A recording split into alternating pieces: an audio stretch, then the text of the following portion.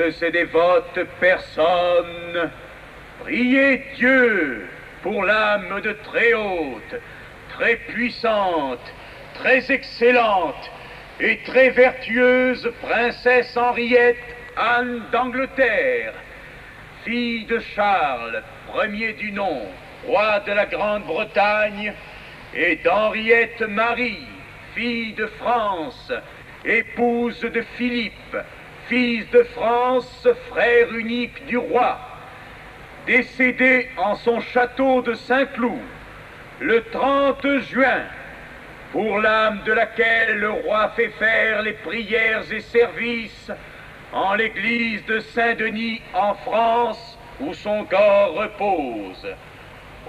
C'est ainsi que le 18 août 1670, les héros sont allés annoncer la solennelle pompe funèbre de la princesse aux principaux corps de l'État, le Parlement, la Cour des comptes, la Cour des monnaies et l'université. En ce moment, une foule silencieuse entre dans la nef de Saint-Denis, qui est tendue de noir depuis le haut des arcades jusqu'en bas. Sur les lourdes draperies semées de larmes d'argent brillent les armoiries de la princesse. Le mausolée se dresse au milieu du chœur sur une large estrade entourée de 8 marches. Aux 4 coins, des piédestaux octogones de marbre blanc supportent des tables jaspées de verre. Sur chacune de ces tables, une grande urne fumante de parfums.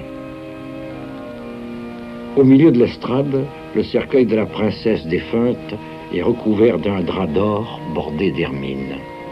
Sa Majesté la Reine est dans une tribune, entre le roi Casimir de Pologne et le duc de Buckingham, ambassadeur d'Angleterre, et les plus hauts seigneurs de la cour occupent les amphithéâtres. Messieurs les conseillers du Parlement, ceux de la Cour des comptes, ceux de la Cour des aides et de la Cour des monnaies, revêtus de leurs robes, ont déjà pris place dans la nef sous la direction de monsieur le marquis de Rhodes, grand maître des cérémonies. En ce moment, il conduit aux places d'honneur la princesse de Condé, la duchesse de Longueville et la princesse de Carignan, toutes les 3 en grand deuil. Puis le prince de Condé, le duc d'Enghien et le prince de Conti. Ils sont suivis par 100 pauvres vêtus de gris qui portent de grands cierges de cire blanche sur lesquels sont imprimées en or les armes de la princesse défunte. Ils vont se ranger autour du mausolée. On allume tous les flambeaux et les cierges, les grandes urnes poussent soudain de hautes flammes lumineuses et la messe chantée commence. Les princesses du Grand Deuil vont à l'offrande. La princesse de Condé est conduite par le prince de Condé. La queue de sa mante est soutenue par le marquis de Saint-Marc et le comte de Luçon. La duchesse de Longueville est conduite par le duc d'Enghien. La queue de sa mante soutenue par le chevalier de Torigny et le comte de Brioles. La princesse de Carignan est menée par le prince de Conti. La queue de sa mante est soutenue par le comte et le chevalier de Saint-Maurice. Puis, les 3 princesses regagnent leur place. Pendant la première partie de la messe, le héros de Bourgogne est sorti. Il revient avec monsieur l'abbé Bossuet, qui vient d'être nommé à l'évêché de Condom. Monseigneur de Condom monte en chaire et s'adresse au prince de Condé, premier prince du sang qui représente le roi. Vanité des vanités, a dit l'Ecclésiaste, vanité des vanités, et tout est vanité. Monseigneur, j'étais donc encore destiné à rendre ce devoir funèbre à très haute et très puissante princesse Henriette Anne d'Angleterre, duchesse d'Orléans. Elle, que j'avais vue si attentive pendant que je rendais le même devoir à la reine sa mère, devait être sitôt après le sujet d'un discours semblable, et ma triste voix était réservée à ce déplorable ministère. Ô vanité, ô néant, ô mortels, ignorants de leur destinée, l'eût-elle cru il y a 10 mois, et vous, messieurs, eussiez-vous pensé, pendant qu'elle versait tant de larmes en ce lieu, qu'elle dût sitôt vous y rassembler pour la pleurer elle-même. Princesse, le digne objet de l'admiration de deux grands royaumes, n'était-ce pas assez que l'Angleterre pleura votre absence sans être encore réduite à pleurer votre mort? Et la France, qui vous revit avec tant de joie environnée d'un nouvel éclat, n'avait-elle plus d'autres pompes et d'autres triomphes pour vous, au retour de ce voyage fameux d'où vous aviez remporté tant de gloire et de si belles espérances? Vanité des vanités, et tout est vanité.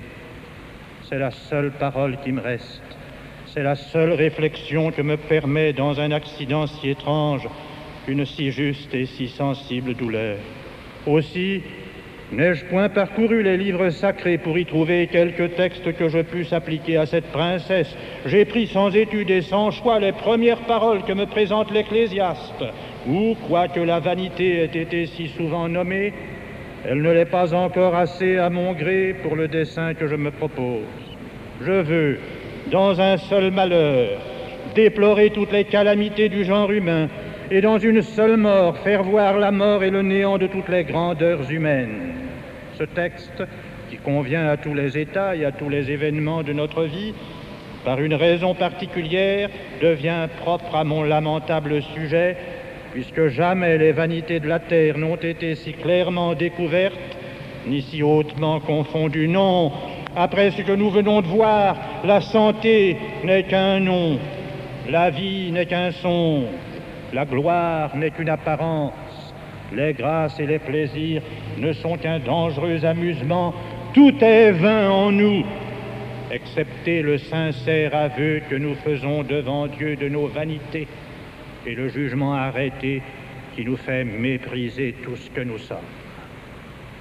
Mais, dis-je la vérité, l'homme que Dieu a fait à son image n'est-il qu'une ombre? Ce que Jésus-Christ est venu chercher du ciel en la terre, ce qu'il a cru pouvoir sans se ravilir acheter de tout son sang, n'est-ce qu'un rien? Reconnaissons notre erreur. Sans doute, ce triste spectacle des vanités humaines nous imposait, et l'espérance publique, frustrée tout à coup par la mort de cette princesse, nous poussait trop loin. Il ne faut pas permettre à l'homme de se mépriser tout entier. De peur que, croyant avec les impies que notre vie n'est qu'un jeu où règne le hasard, il ne marche sans règle et sans conduite au gré de ses aveugles désirs. C'est pour cela que l'Ecclésiaste, après avoir commencé son divin ouvrage par les paroles que j'ai récitées, après en avoir rempli toutes les pages du mépris des choses humaines, veut enfin montrer à l'homme quelque chose de plus solide et conclut tout son discours en lui disant « Crains Dieu et garde ses commandements, car c'est là tout l'homme, et sache que le Seigneur examinera dans son jugement tout ce que nous aurons fait de bien et de mal. Ainsi, tout est vain en l'homme si nous regardons ce qu'il donne au monde, mais au contraire, tout est important si nous considérons ce qu'il doit à Dieu. Encore une fois, tout est vain en l'homme si nous regardons le cours de sa vie mortelle, mais tout est précieux, tout est important si nous contemplons le terme où elle aboutit et le compte qu'il en faut rendre. Méditons donc aujourd'hui, à la vue de cet autel et de ce tombeau, la première et la dernière parole de l'Ecclésiaste, l'une qui montre le néant de l'homme, l'autre qui établit sa grandeur. Que ce tombeau nous convainque de notre néant, pourvu que cet autel, où l'on offre tous les jours pour nous une victime d'un si grand prix, nous apprenne en même temps notre dignité. La princesse que nous pleurons sera un témoin fidèle de l'un et de l'autre. Voyons ce qu'une mort soudaine lui a ravi, voyons ce qu'une sainte mort lui a donné. Ainsi nous apprendrons à mépriser ce qu'elle a quitté sans peine, afin d'attacher toute notre estime à ce qu'elle a embrassé avec tant d'ardeur, lorsque son âme, épurée de tous les sentiments de la terre et pleine du ciel où elle touchait, a vu la lumière toute manifeste. Voilà les vérités que j'ai à traiter et que j'ai cru dignes d'être proposées à un si grand prince et à la plus illustre assemblée de l'univers. Nous mourrons tous, disait cette femme dont l'Écriture a loué la prudence au second livre des rois, et nous allons sans cesse au tombeau ainsi que des eaux qui se perdent sans retour. En effet, nous ressemblons tous à des eaux courantes, De quelque superbe distinction que se flattent les hommes, ils ont tous une même origine, et cette origine est petite. Leurs années se poussent successivement comme des flots. Ils ne cessent de s'écouler tant qu'enfin, après avoir fait un peu plus de bruit et traversé un peu plus de pays, les uns que les autres, ils vont tous ensemble se confondre dans un abîme où l'on ne reconnaît plus ni prince, ni roi, ni toutes ces autres qualités superbes qui distinguent les hommes, de même que ces fleuves tant vantés demeurent sans nom et sans gloire, mêlés dans l'océan avec les rivières les plus inconnues.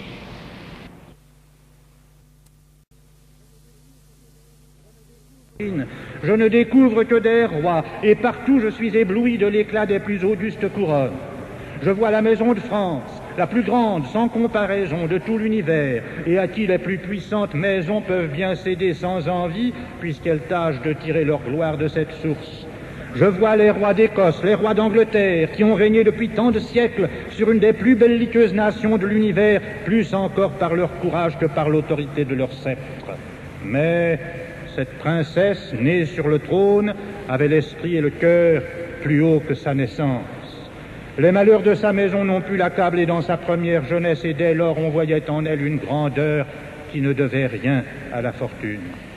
Nous disions avec joie que le ciel l'avait arrachée comme par miracle des mains des ennemis du roi son père pour la donner à la France, don précieux, inestimable présent, si seulement la possession en avait été plus durable. Mais pourquoi ce souvenir vient-il m'interrompre? Hélas, nous ne pouvons un moment arrêter les yeux sur la gloire de la princesse sans que la mort s'y mêle aussitôt pour tout offusquer de son nom. Ô mort, éloigne-toi de notre pensée et laisse-nous tromper pour un peu de temps la violence de notre douleur par le souvenir de notre joie. Souvenez-vous donc, messieurs, de l'admiration que la princesse d'Angleterre donnait à toute la cour. Votre mémoire vous la peindra mieux avec tous ses traits et son incomparable douceur que ne pourront jamais faire toutes mes paroles. Elle croissait au milieu des bénédictions de tous les peuples, et les années ne cessaient de lui apporter de nouvelles grâces. Que si son rang la distinguait, j'ai eu raison de vous dire qu'elle était encore plus distinguée par son mérite. Je pourrais vous faire remarquer qu'elle connaissait si bien la beauté des ouvrages de l'esprit que l'on croyait avoir atteint la perfection quand on avait su plaire à madame. Je pourrais encore ajouter que les plus sages et les plus expérimentés admiraient cet esprit vif et perçant qui embrassait sans peine les plus grandes affaires et pénétrait avec tant de facilité dans les plus secrets intérêts. Mais pourquoi m'étendre sur une matière où je puis tout dire en un mot? Le roi, dont le jugement est une règle toujours sûre, a estimé la capacité de cette princesse et l'a mise par son estime au-dessus de tous nos éloges. Aussi pouvait-on sans crainte lui confier les plus grands secrets. Loin du commerce des affaires et de la société des hommes, ces âmes sans force aussi bien que sans foi, qui ne savent pas retenir leur langue indiscrète. Il ressemble, dit le sage, à une ville sans murailles qui est ouverte de toutes parts et qui devient la proie du premier venu. Que madame était au-dessus de cette faiblesse. Ni la surprise, ni l'intérêt, ni la vanité, ni l'appât d'une flatterie délicate ou d'une douce conversation qui souvent, épanchant le cœur, en fait échapper le secret, n'était capable de lui faire découvrir le sien. Et la sûreté qu'on trouvait en cette princesse, que son esprit rendait si propre aux grandes affaires, lui faisait confier les plus importants. Ne pensez pas que je veuille, en interprète téméraire des secrets d'État, discourir sur le voyage d'Angleterre, ni que j'imite ces politiques spéculatifs qui arrangent, suivant leurs idées, les conseils des rois et composent sans instruction les annales de leur siècle. Je ne parlerai de ce voyage glorieux que pour dire que madame y fut admirée plus que jamais. On ne parlait qu'avec transport de la bonté de cette princesse, qui, malgré les divisions trop ordinaires dans les cours, lui gagna d'abord tous les esprits. On ne pouvait assez louer son incroyable dextérité à traiter les affaires les plus délicates, à guérir ces défiances cachées qui souvent les tiennent en suspens, et à terminer tous les différends d'une manière qui conciliait les intérêts les plus opposés. Mais qui pourrait penser, sans verser des larmes, aux marques d'estime et de tendresse que lui donna le roi son frère, ce grand roi, plus capable encore d'être touché par le mérite que par le sang, ne se lassait point d'admirer les excellentes qualités de madame. Ô plaie irrémédiable! Ce qui fut en ce voyage le sujet d'une si juste admiration est devenu pour ce prince le sujet d'une douleur qui n'a point de borne. Princesse, le digne lien des deux plus grands rois du monde, pourquoi leur avez-vous été si tôt ravis? Ces deux grands rois se connaissent, c'est l'effet des soins de madame. Ainsi leurs nobles inclinations concilieront leurs esprits et la vertu sera entre eux une immortelle médiatrice. Mais si leur union ne perd rien de sa fermeté, nous déplorerons éternellement qu'elle ait perdu son agrément le plus doux et qu'une princesse si chérie de tout l'univers ait été précipitée dans le tombeau pendant que la confiance de deux si grands rois l'élevait au comble de la grandeur et de la gloire. La grandeur et la gloire. Pouvons-nous encore entendre ces noms dans ce triomphe de la mort? Non, messieurs, je ne puis plus soutenir ces grandes paroles par lesquelles l'arrogance humaine tâche de s'étourdir elle-même pour ne pas apercevoir son néant. Il est temps de faire voir que tout ce qui est mortel, quoi qu'on ajoute par le dehors pour le faire paraître grand, est par son fond incapable d'élévation. Ô Dieu, dit le roi prophète, vous avez fait mes jours mesurables, et ma substance n'est rien devant vous. Il est ainsi, chrétiens. Tout ce qui se mesure finit, et tout ce qui est né pour finir n'est pas tout à fait sorti du néant où il est sitôt replongé. Si notre être, si notre substance n'est rien, tout ce que nous bâtissons dessus, que peut-il être? Ni l'édifice n'est plus solide que le fondement, ni l'accident attaché à l'être plus réel que l'être même. Pendant que la nature nous tient si bas, que peut faire la fortune pour nous élever? Cherchez, imaginez parmi les hommes les différences les plus remarquables. Vous n'en trouverez point de mieux marquées, ni qui vous paraissent plus effectives, que celles qui relèvent le victorieux au-dessus des vaincus qu'il voit étendus à ses pieds. Cependant, ce vainqueur enflé de ses titres tombera lui-même à son tour entre les mains de la mort. Alors ces malheureux vaincus rappelleront à leur compagnie leur superbe triomphateur. Et du creux de leur tombeau sortira cette voix qui foudroie toutes les grandeurs. Vous voilà blessés comme nous, vous êtes devenus semblables à nous. Que la fortune ne tente donc pas de nous tirer du néant, ni de forcer la bassesse de notre nature. Mais peut-être, au défaut de la fortune, les qualités de l'esprit, les grands desseins, les vastes pensées pourront nous distinguer du reste des hommes. Gardez-vous bien de le croire. Parce que toutes nos pensées, qui n'ont pas Dieu pour objet, sont du domaine de la mort. Ils mourront, dit le roi prophète, et en ce jour périront toutes leurs pensées.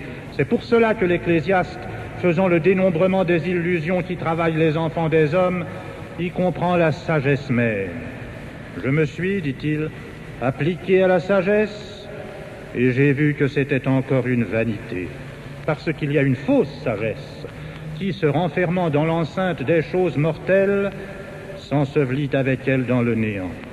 Ainsi, je n'ai rien fait pour madame, quand je vous ai représenté tant de belles qualités qui la rendaient admirable au monde et capable des plus hauts desseins où une princesse puisse s'élever, jusqu'à ce que je commence à vous raconter ce qui l'unit à Dieu.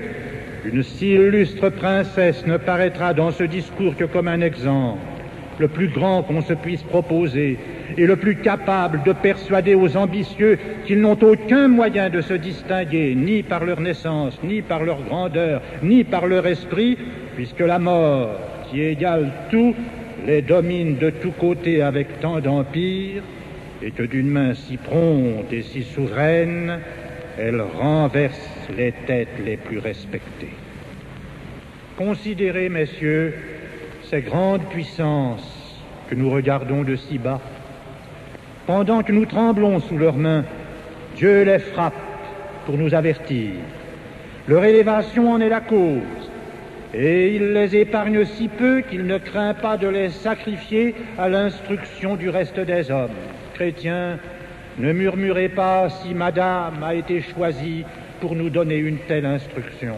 Il n'y a rien ici de rude pour elle, puisque, comme vous le verrez dans la suite, Dieu la sauve par le même coup qui nous instruit. Nous devrions être assez convaincus de notre néant.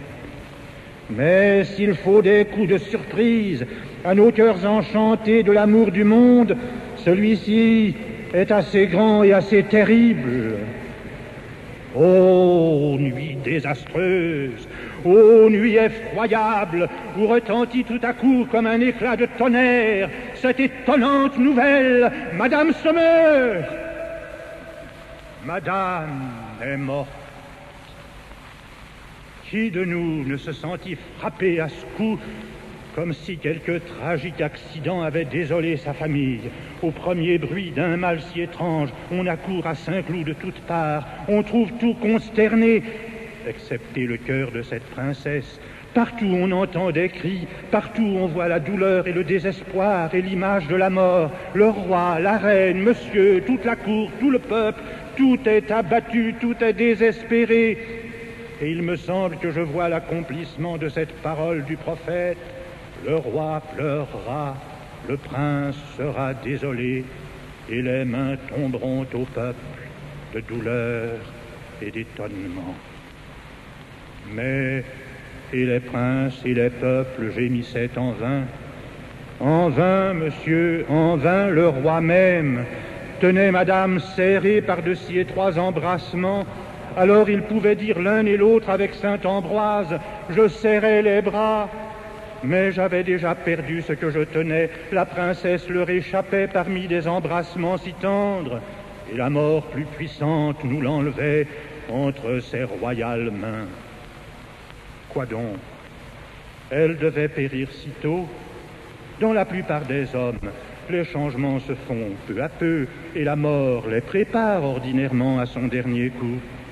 Madame, cependant, a passé du matin au soir, ainsi que l'herbe des champs. Le matin, elle fleurissait, avec quelle grâce, vous le savez. Le soir, nous la vîmes sécher, et ces fortes expressions par lesquelles l'Écriture sainte exagère l'inconstance des choses humaines devaient être pour cette princesse si précises et si littérales. Hélas, nous composions son histoire de tout ce qu'on peut imaginer de plus glorieux. Le passé et le présent nous garantissaient l'avenir, et on pouvait tout attendre de tant d'excellentes qualités.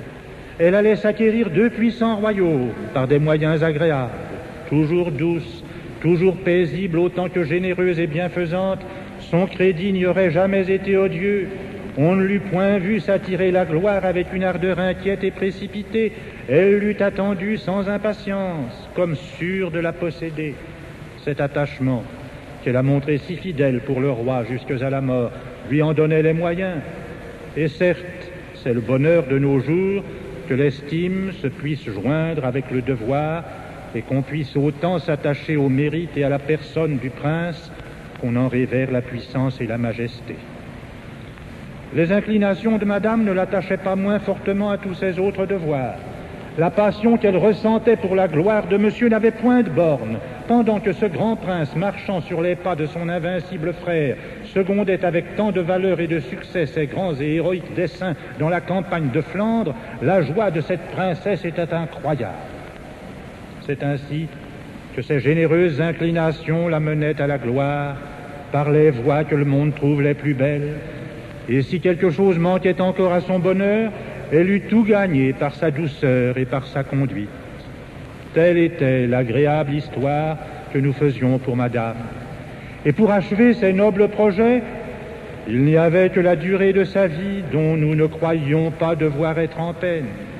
Car qui eût pu seulement penser que les années eussent dû manquer à une jeunesse qui semblait si vive?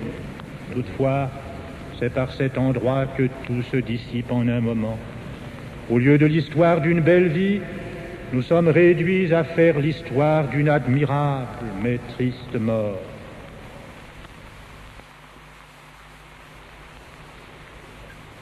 À la vérité, messieurs, rien n'a jamais égalé la fermeté de son âme, ni ce courage paisible qui, sans faire effort pour s'élever, s'est trouvé par sa naturelle situation au-dessus des accidents les plus redoutables.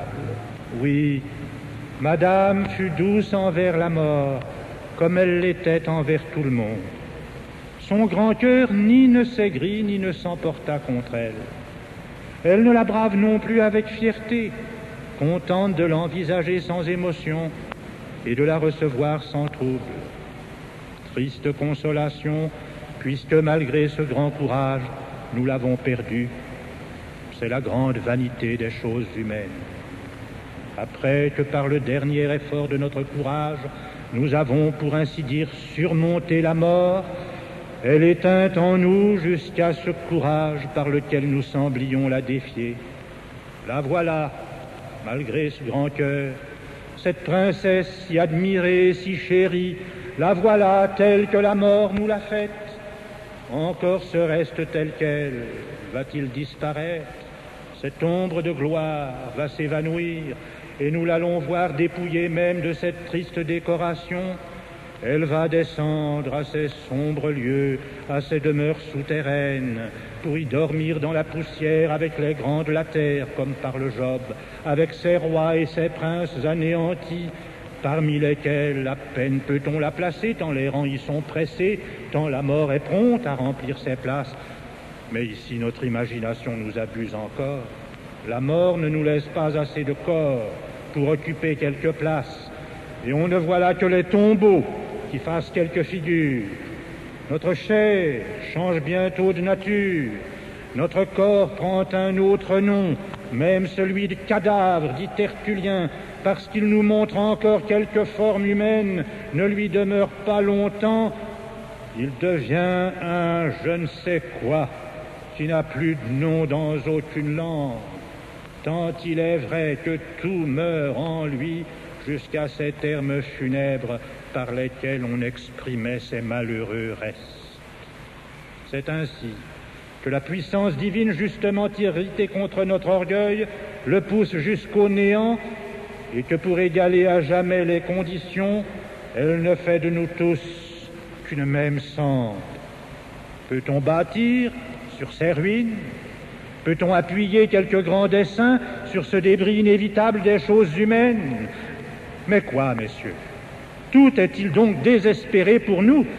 Dieu, qui foudroie toutes nos grandeurs jusqu'à les réduire en poudre, ne nous laisse-t-il aucune espérance? Lui, aux yeux de qui rien ne se perd, et qui suit toutes les parcelles de nos corps, en quelque endroit écarté du monde que la corruption ou le hasard les jette, verra-t-il périr sans ressources ce qu'il a fait capable de le connaître et de l'aimer?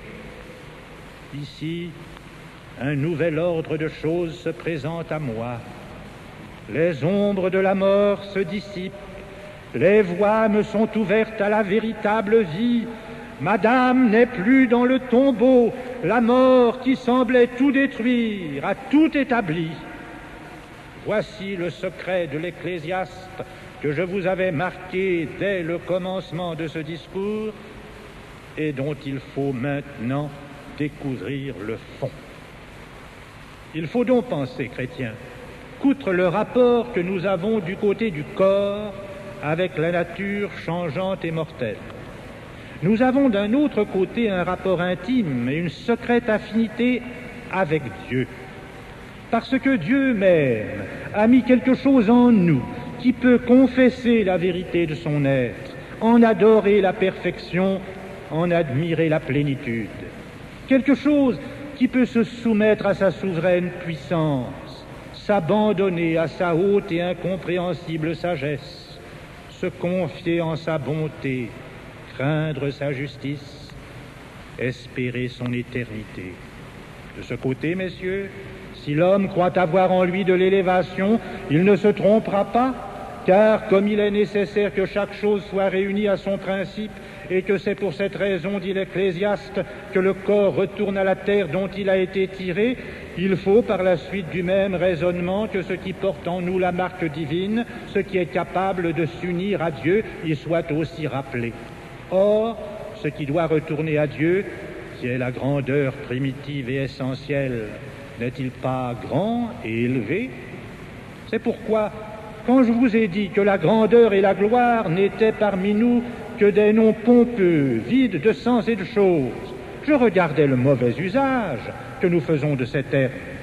Mais pour dire la vérité dans toute son étendue, Ce n'est ni l'erreur ni la vanité qui ont inventé ces noms magnifiques. Au contraire, nous ne les aurions jamais trouvés si nous n'en avions porté le fond en nous-mêmes, car où prendre ces nobles idées dans le néant? La faute que nous faisons n'est donc pas de nous être servis de ces noms, c'est de les avoir appliqués à des objets trop indignes. Saint Chrysostome a bien compris cette vérité quand il a dit « Gloire, richesse, noblesse, puissance, pour les hommes du monde, ne sont que des noms. Pour nous, si nous servons Dieu, ce seront des choses. Au contraire, la pauvreté, la honte, la mort sont des choses trop effectives et trop réelles pour eux. Pour nous, ce sont seulement des noms. Parce que celui qui s'attache à Dieu ne perd ni ses biens, ni son honneur, ni sa vie. Ne vous étonnez donc pas. Si l'Ecclésiaste dit si souvent « tout est vanité », il s'explique. Tout est vanité sous le soleil, c'est-à-dire tout ce qui est mesuré par les années, tout ce qui est emporté par la rapidité du temps. Sortez du temps et du changement, aspirez à l'éternité, la vanité ne vous tiendra plus asservi. En effet, jusqu'à ce que nous ayons trouvé la véritable sagesse, tant que nous regarderons l'homme par les yeux du corps, sans y démêler par l'intelligence ce secret principe de toutes nos actions, qui, étant capable de s'unir à Dieu, doit nécessairement y retourner, que verrons-nous autre chose dans notre vie que de folles inquiétudes? Et que verrons-nous dans notre mort qu'une vapeur qui s'exhale, que des esprits qui s'épuisent, que des ressorts qui se démontent et se déconcertent, enfin qu'une machine qui se dissout et qui se met en pièces? Ennuyés de ces vanités, cherchons ce qu'il y a de grand et de solide en nous. Le sage nous l'a montré dans les dernières paroles de l'Ecclésiaste, et bientôt Madame nous le fera paraître dans les dernières actions de sa vie. Crains Dieu et observe ses commandements, car c'est là tout l'homme, comme s'il disait « Ce n'est pas l'homme que j'ai méprisé, ne le croyez pas. Ce sont les opinions, ce sont les erreurs par lesquelles l'homme abusé se déshonore lui-même. Voulez-vous savoir en un mot ce que c'est que l'homme?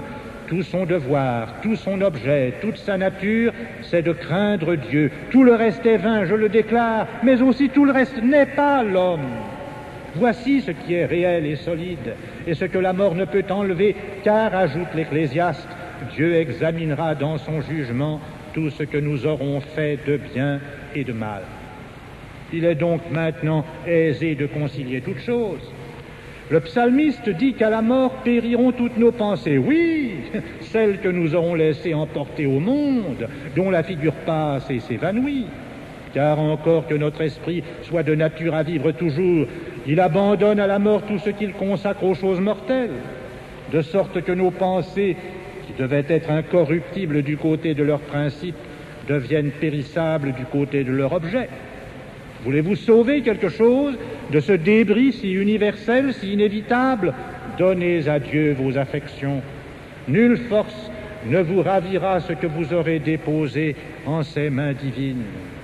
Vous pourrez hardiment mépriser la mort, à l'exemple de notre héroïne chrétienne. Mais afin de tirer d'un si bel exemple toute l'instruction qu'il nous peut donner, entrons dans une profonde considération des conduites de Dieu sur elle et adorons en cette princesse le mystère de la prédestination et de la grâce. Vous savez que toute la vie chrétienne, que tout l'ouvrage de notre salut est une suite continuelle de miséricorde. Mais le fidèle interprète du mystère de la grâce, je veux dire le grand Augustin, m'apprend cette véritable et solide théologie que c'est dans la première grâce et dans la dernière que la grâce se montre grâce, c'est-à-dire que c'est dans la vocation qui nous prévient et dans la persévérance finale qui nous couronne que la bonté qui nous sauve paraît toute gratuite et toute pure. C'est par cette dernière grâce que la mort change de nature pour les chrétiens, puisqu'au lieu qu'elle semblait être faite pour nous dépouiller de tout, elle commence, comme dit l'apôtre, à nous revêtir et nous assure éternellement la possession des biens véritables. Mais aussitôt qu'on cesse pour nous de compter les heures et de mesurer notre vie par les jours et par les années, sortis des figures qui passent et des ombres qui disparaissent, nous arrivons au règne de la vérité, où nous sommes affranchis de la loi des changements. Ainsi, notre âme n'est plus en péril, nos résolutions ne vacillent plus, la mort, ou plutôt la grâce de la persévérance finale, a la force de les fixer. Et de même que le testament de Jésus-Christ par lequel il se donne à nous est confirmé à jamais, suivant le droit des testaments et la doctrine de l'apôtre, par la mort de ce divin testateur, ainsi la mort du fidèle fait que ce bienheureux testament par lequel de notre côté nous nous donnons au Sauveur devient irrévocable. Donc, messieurs, si je vous fais voir encore une fois Madame aux prises avec la mort, n'appréhendez rien pour elle. Quelque cruelle que la mort vous paraisse, elle ne doit servir à cette fois que pour accomplir l'œuvre de la grâce et sceller en cette princesse le conseil de son éternelle prédestination. Voyons donc ce dernier combat, mais encore un coup, affermissons-nous, ne mêlons point de faiblesse à une si forte action et ne déshonorons point par nos larmes une si belle victoire. Voulez-vous voir combien la grâce qui a fait triompher Madame a été puissante?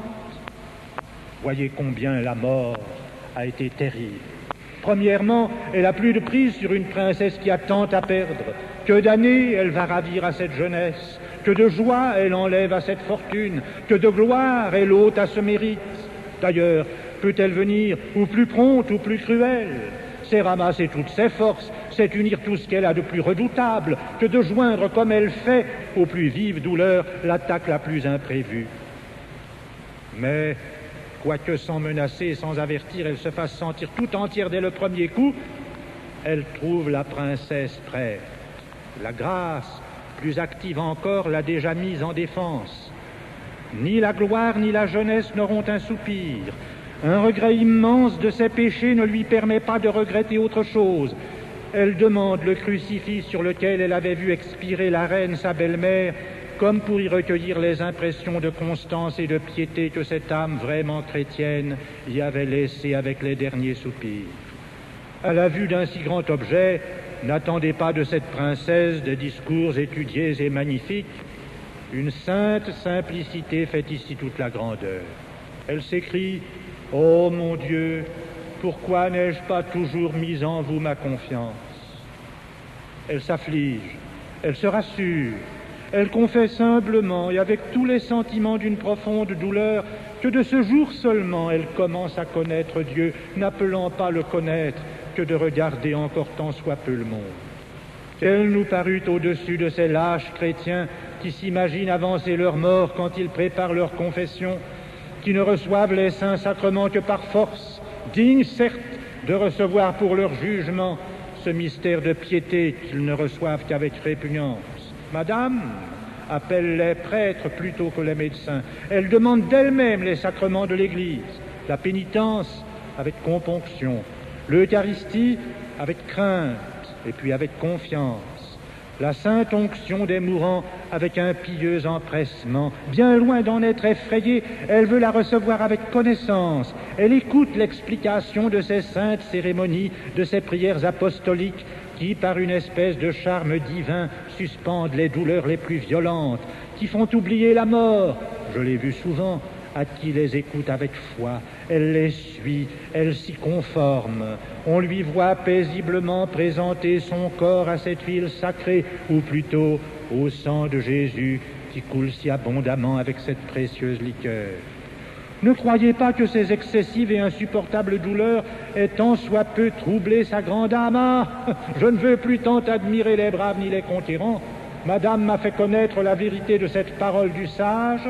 Le patient vaut mieux que le fort, et celui qui dompte son cœur vaut mieux que celui qui prend des villes. Combien a-t-elle été maîtresse du sien?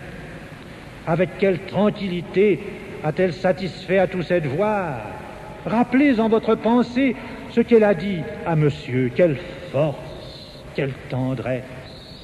Ô paroles qu'on voyait sortir de l'abondance d'un cœur qui se sent au-dessus de tout, paroles que la mort présente et Dieu plus présent encore ont consacrées.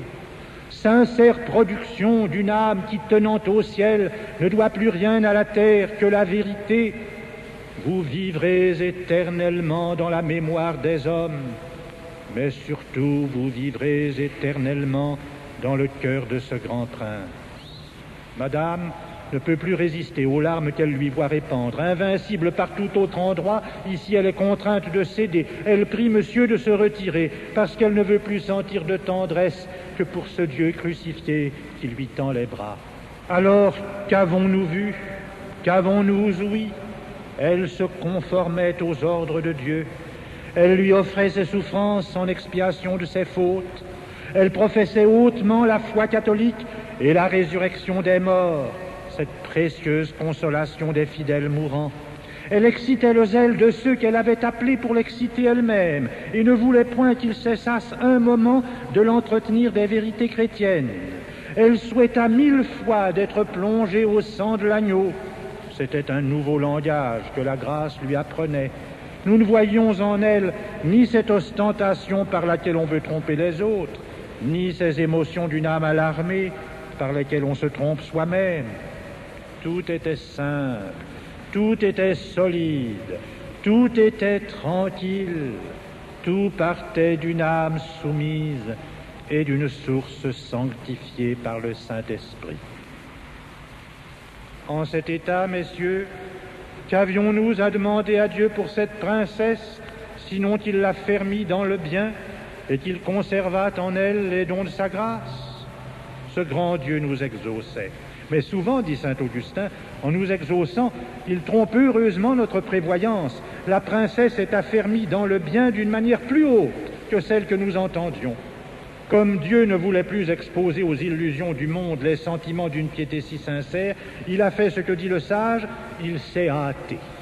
En effet, quelle diligence! En 9 heures, l'ouvrage est accompli. Il s'est hâté de la tirer du milieu des iniquités. Voilà, dit le grand saint Ambroise, la merveille de la mort dans les chrétiens. Elle ne finit pas leur vie, elle ne finit que leurs péchés et les périls où ils sont exposés. Changeons maintenant de langage. Ne disons plus que la mort a tout d'un coup arrêté le cours de la plus belle vie du monde et de l'histoire qui se commençait le plus noblement. Disons qu'elle a mis fin au plus grand péril dont une âme chrétienne peut être assaillie. Car quelle créature fut jamais plus propre à être l'idole du monde?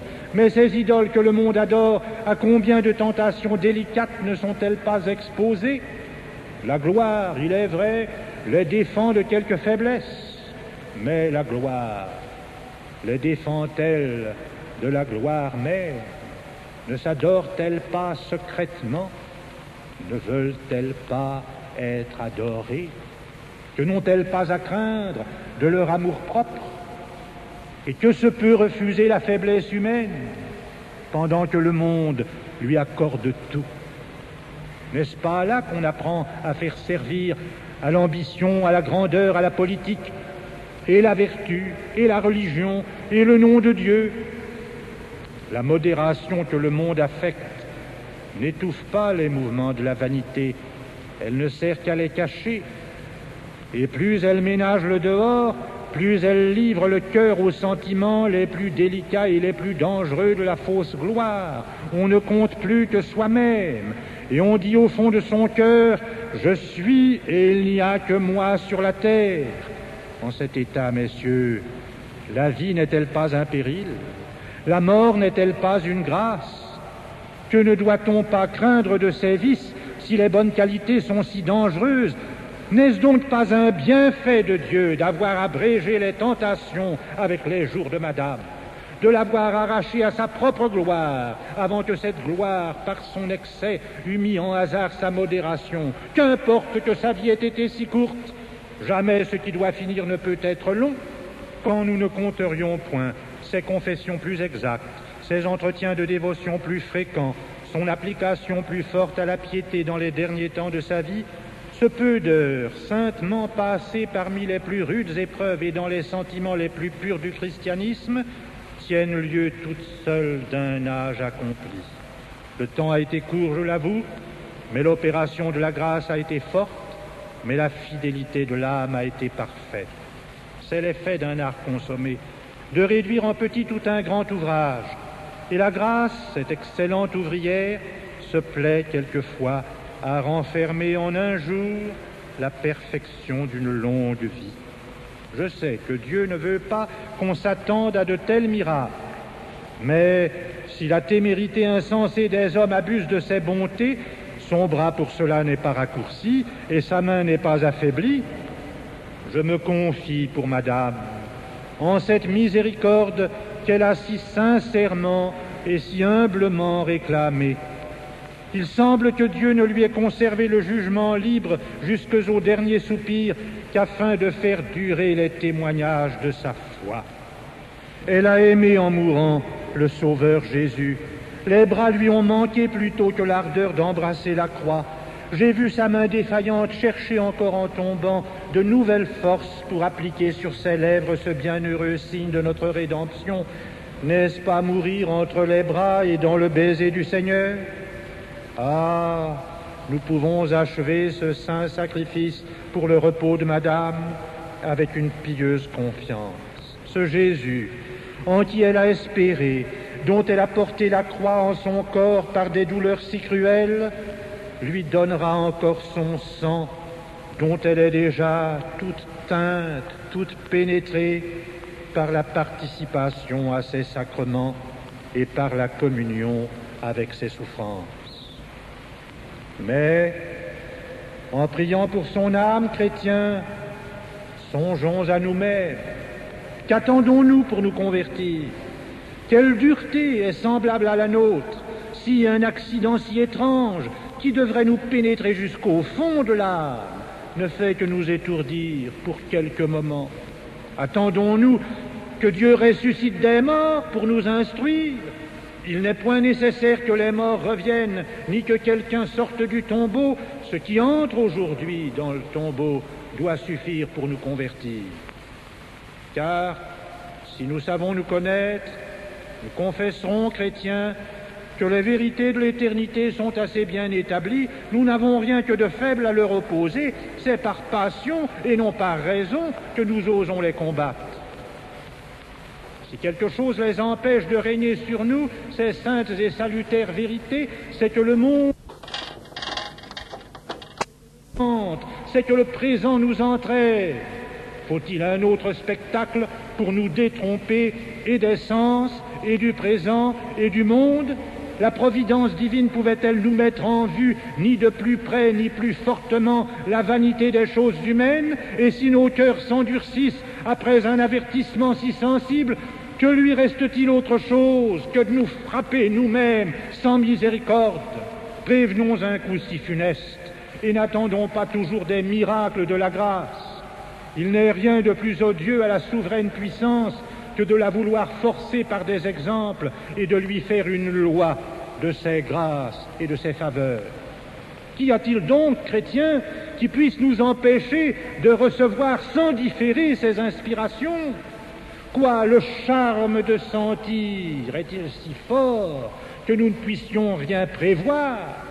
Les adorateurs des grandeurs humaines seront-ils satisfaits de leur fortune quand ils verront que dans un moment, leur gloire passera à leur nom, leur titre à leur tombeau, leur bien à des ingrats et leur dignité peut-être à leurs envieux? Que si nous sommes assurés qu'il viendra un dernier jour où la mort nous forcera de confesser toutes nos erreurs, pourquoi ne pas mépriser par raison ce qu'il faudra un jour mépriser par force? Et quel est notre aveuglement si, toujours avançant vers notre fin et plutôt mourant que vivant, nous attendons les derniers soupirs pour prendre les sentiments que la seule pensée de la mort nous devrait inspirer à tous les moments de notre vie? Commencez aujourd'hui à mépriser les faveurs du monde. Et toutes les fois que vous serez dans ces lieux augustes, dans ces superbes palais, à qui Madame donnait un éclat que vos yeux recherchent encore, toutes les fois que, regardant cette grande place qu'elle remplissait si bien, vous sentirez qu'elle y manque, Songez que cette gloire que vous admiriez faisait son péril en cette vie, et que dans l'autre, elle est devenue le sujet d'un examen rigoureux où rien n'a été capable de la rassurer, que cette sincère résignation qu'elle a eue aux ordres de Dieu et les saintes humiliations de la pénitence.